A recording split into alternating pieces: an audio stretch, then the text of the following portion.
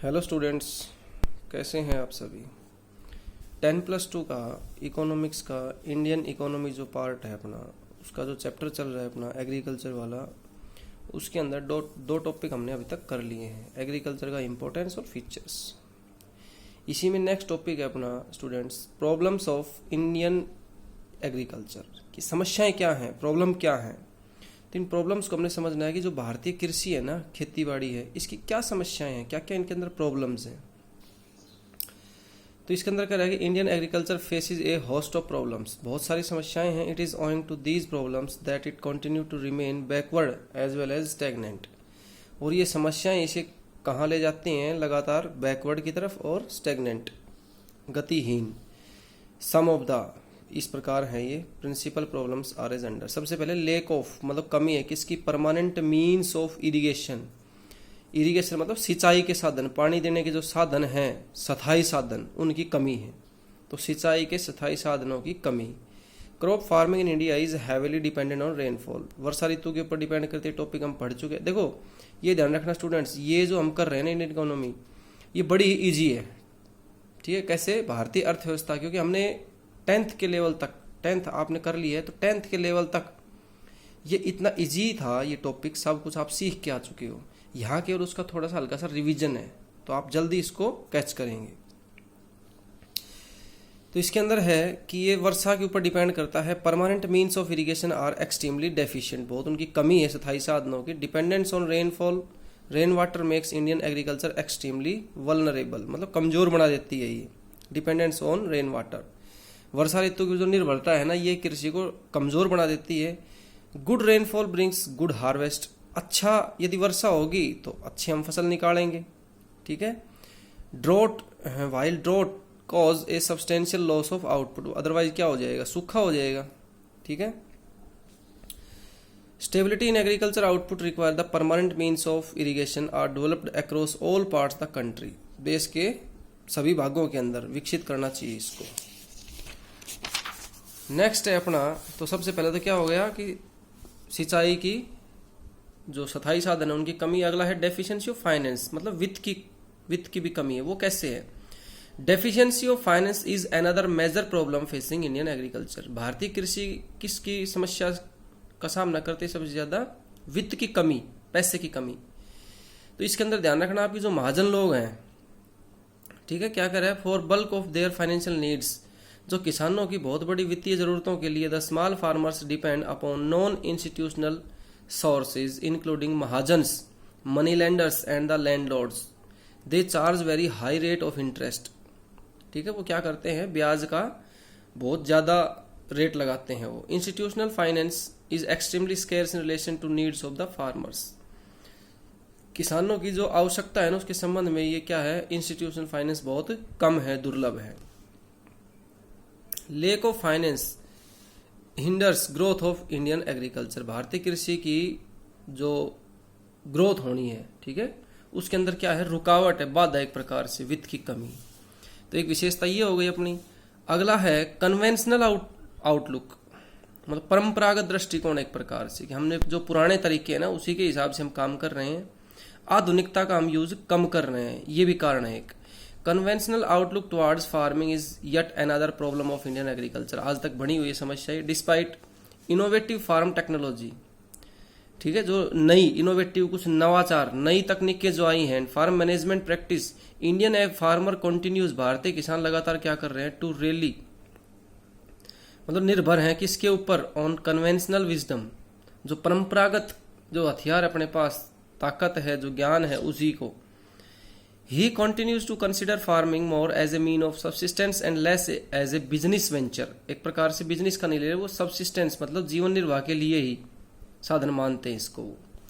Accordingly, he continues to focus on crops which offer him good security rather than those which yield high profit, जिनके अंदर ज्यादा लाभ होगा उसकी बजाय वो किसको करते हैं, जहां पर सिक्योरिटी अच्छी हो, गुड सिक्योरिटी हो।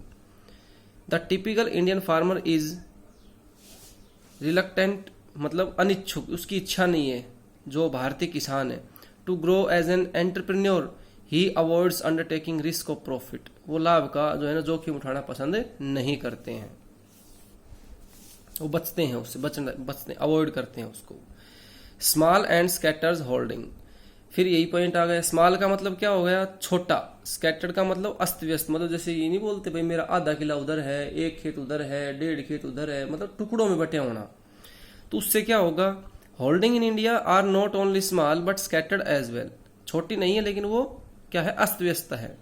Small holdings do not allow the use of modern technology, आधुनिक जो तक हथियार है, टेक्नोलॉजी है, वो वहां यूज होती है जहां पर एक जगह इकट्ठी जमीन हो।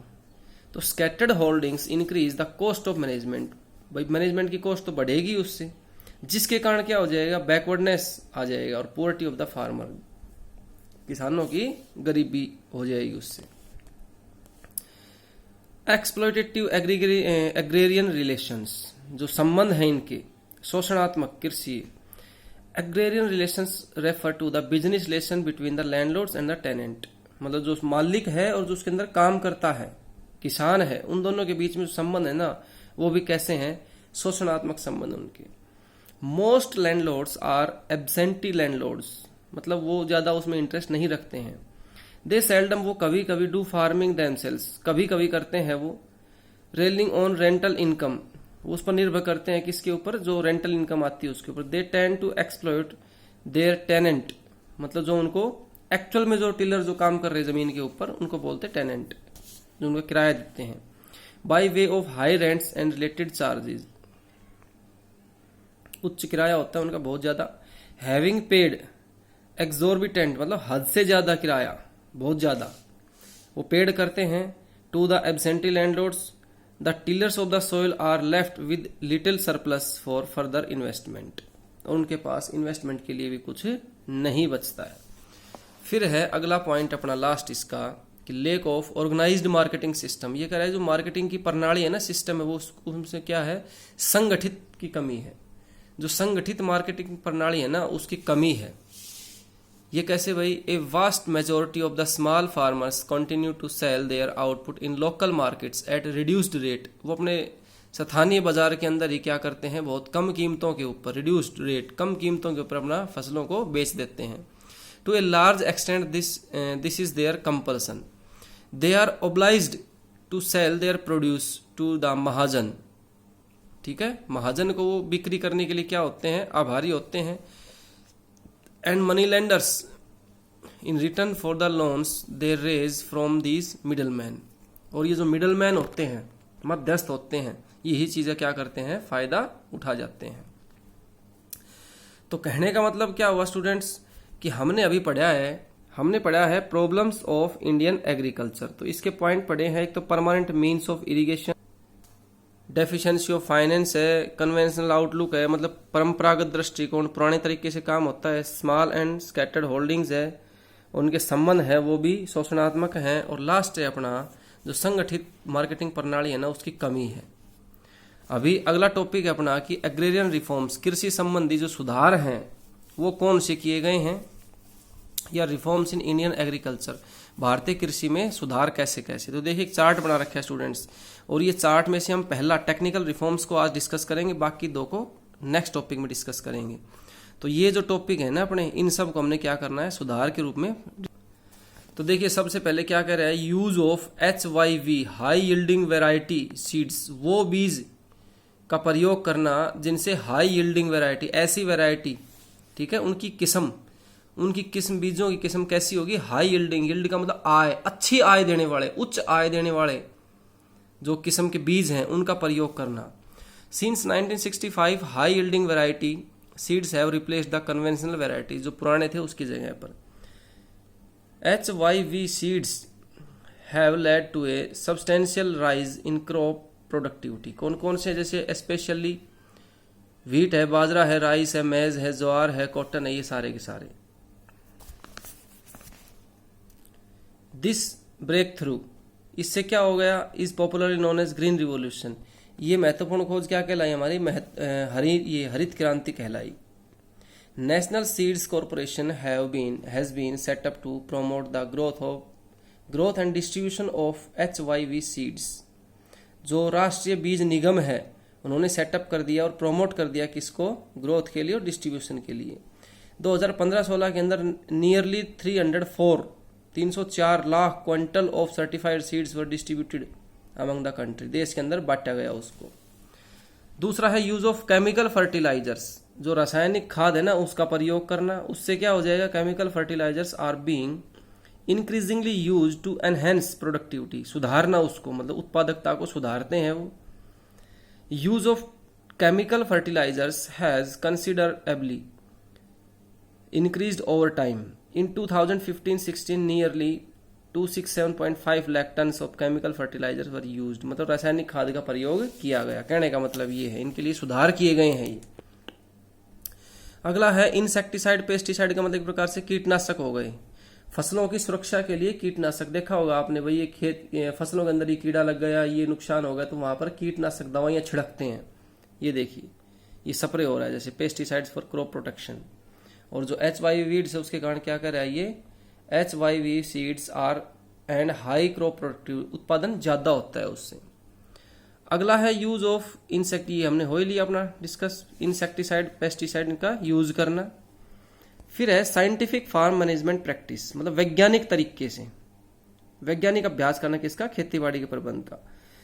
Stress has been laid on scientific cultivation, वैज्ञानिक तकनीक की गति से उसका क्या करना, जुताई करना, कल्टीवेशन मतलब उसके अंदर बिजाई करना। एज अगेंस्ट कन्वेंशनल फार्मिंग, मतलब जो परंपरागत तरीके थे ना, परंपरागत खेती की बजाय। साइंटिफिक मेथड किसको बोल लेंगे, selection of crops and there quality, फसलों का हम चयन करेंगे, उनकी गुणवत्ता का भी चयन करेंगे।